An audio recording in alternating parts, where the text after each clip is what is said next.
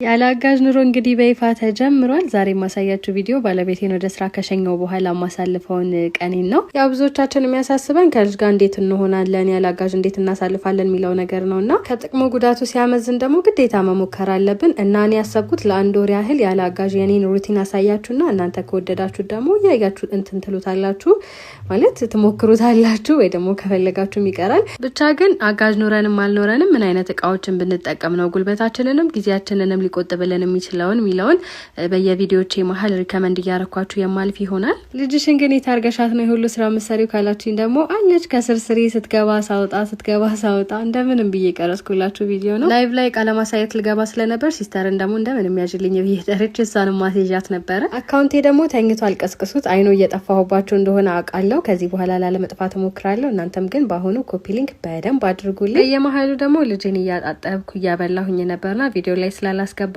ነው። እስከ ከሰዓት የነበረኝ ሁሉ ይሄንን ይመስል ነበር። ቻው